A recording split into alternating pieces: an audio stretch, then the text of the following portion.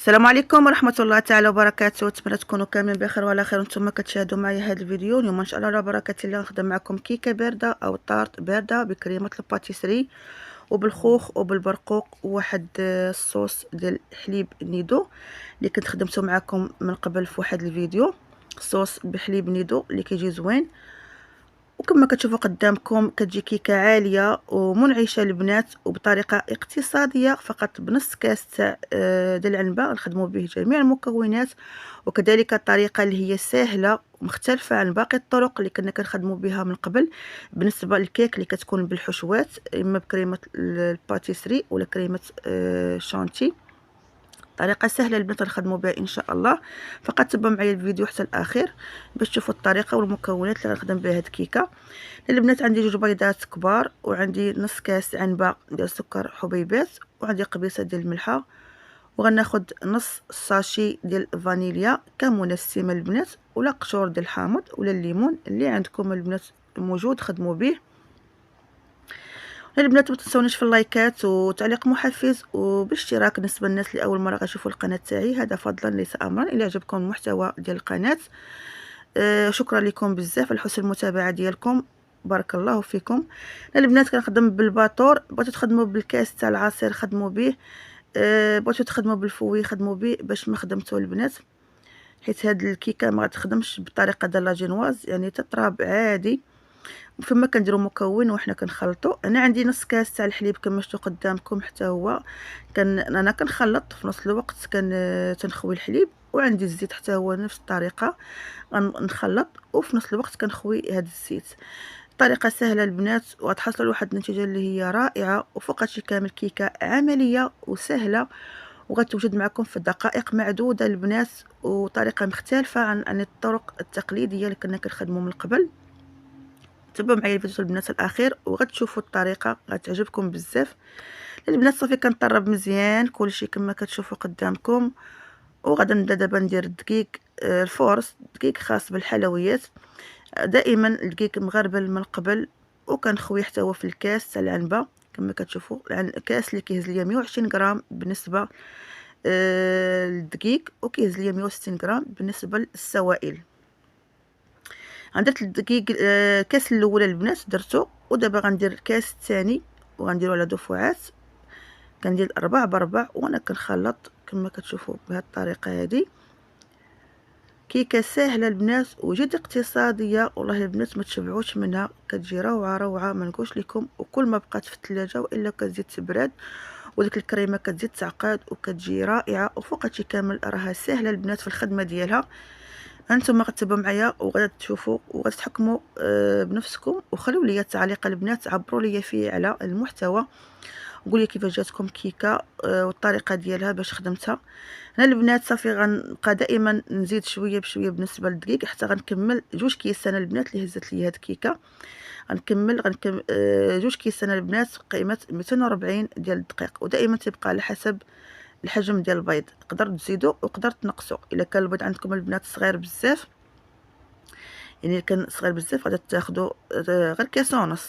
الا كان عندكم البيض كبير غتاخذوا 2 كيسان حتى 2 كيسان ومعلقه و2 معالق. في الاخر كنبقاو نضيفوا غير بالمعالق، ما نبقاوش نخدموا البنات بالكاس اللي كان عندنا البيض شويه كبير، باش ما تجيناش كيكه ثقيله بزاف في نفس الوقت ما تجيناش خفيفه. هنا البنات غادا نضيف ساشيه ديال الخميره بقيمه 8 غرام ولا 7 غرام، المهم معلقه ديال الخميره البنات، اللي بالنسبه للناس اللي كياخذوا الخميره في الحكاك كياخذوا يعني كميه كبيره، ياخذوا معلقه ديال الحساء عامره ديال الخميره ممسوحه ماشي مقبه ممسوحه. وصافي كنخلط البنات بهذه الطريقه هذه. المهم الخليط راه عادي كما كتخدموا كيكه ديالكم، ما كتكونش خفيفه بزاف وما كتكونش ثقيله. كما قلت لكم كيكه عاديه البنات، والاهم انها اقتصاديه وكتوجد في دقائق، طريقه مختصره البنات. كملوا معايا فقط غير الفيديو حتى الاخير وغادي تعجبكم الطريقه. طريقه جد سهله وزوينه بزاف وعمليه. صافي هنا البنات كملت 2 كيسان ديال الدقيق، كيكون القوام ديال الكيكه على هذا الشكل هذا. صافي البنات غادا نديرها خديت انا 2 زليفات باش يجيني العبار مقاد. يجيني الطبقتين بجوج ديال الكيكه في نفس العبار.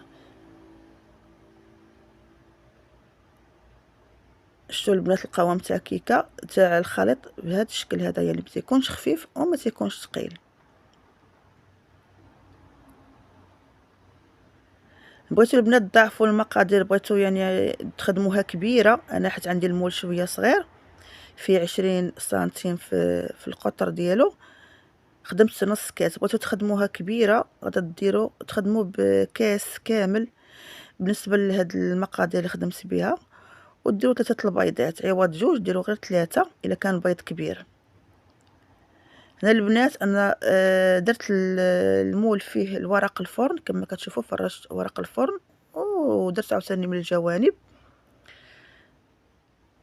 وغادا نفرغ زلافه وحده ديال الخليط هي الاولى. وهنا عند الفرن البنات راه شاعل على 180 درجه، ومن غندخل الكيكه غادا نقص منه ل 150 درجه وغادا نحطها فوق شويه كما كتخدموا الكيكات ديالكم. كنطيبها البنات غير كتطلع كتنشف وكتصفار، اللون ديالها كيصفار صافي كنخرجها البنات، ما نخليوهاش البنات تتحمر حيت مازال غتدخل الفران مره اخرى. هنا البنات عندي 3 الحبات ديال البرقوق، وعندي 2 حبات تاع الخوخ قطعتهم بهذا الشكل هذا وعصرت عليهم نص ليمونه. هنا البنات غادي نخدم كريم باتيسري، غنحتاج فيه عندي 2 كيسان ونص ديال الحليب،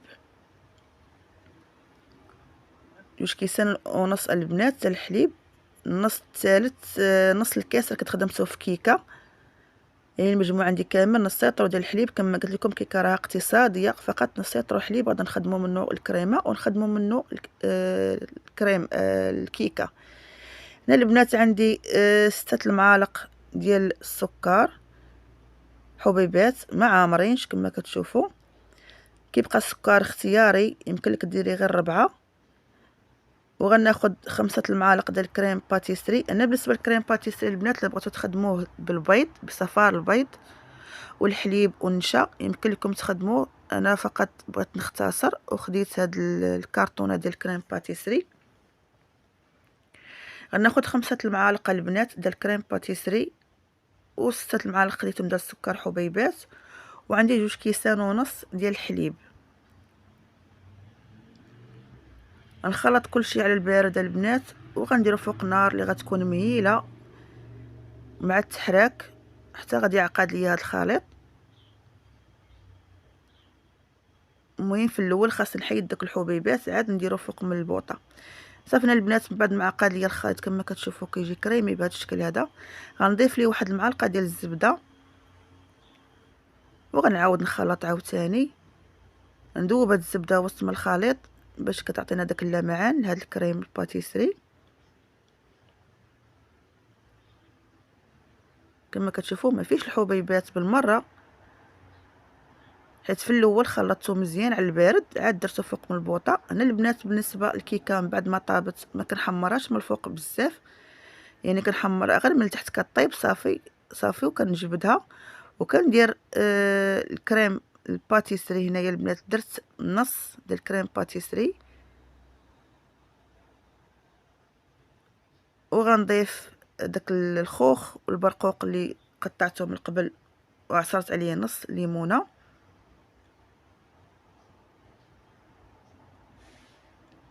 البنات كما كتلاحظوا راه ما درتش السكر لهاد البرقوق والخوخ حيت غادا ندير داك الصوص ديال الحليب نيدو من الفوق غادي يكون شويه حلو. كما عودتكم دائما كنبغيو يعني نديروا الحلاوه تكون معتدله في الحلوى، ناكلوا الحلوى ولكن يعني نعتادلوا في السكريات. الا كانت شي حاجه حلوه نقصوا في حاجه اخرى. البنات غادي ندير النص الثاني ديال الكريم باتيسري، غادي نغطي هذاك الخوخ والبرقوق كامل وغادي نوزع هذاك الكريمه مزيان. وهنا بالنسبه للعجين الثاني اللي قسمته على جوج كنديرو في واحد البلاستيكه خاصه بالطبخ ولا يجيب حلواني اللي بغيتو صافي، وغادي نخدمو فوق من هاد الكريمه بشكل متساوي. هاد الطريقه البنات عمليه احسن من انكم تهزوا بالمعلقه ولا تخدموا يعني تخويو بزلافه. يعني كديروا هكايا بلاستيكه ولا جيب حلواني بلا ما تستعملوا يعني المعالقه.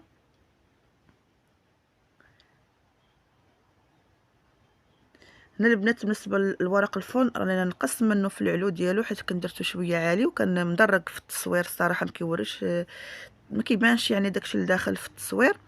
قطعت منه شويه، وهنا البنات كنحيد داك التهويه وكنخرج الهواء من الخليط بواحد كوردون، وغندخلها الفرانه البنات وغنشعل عليها من الجوانب. انا عندي الفران ديال الفرفاره.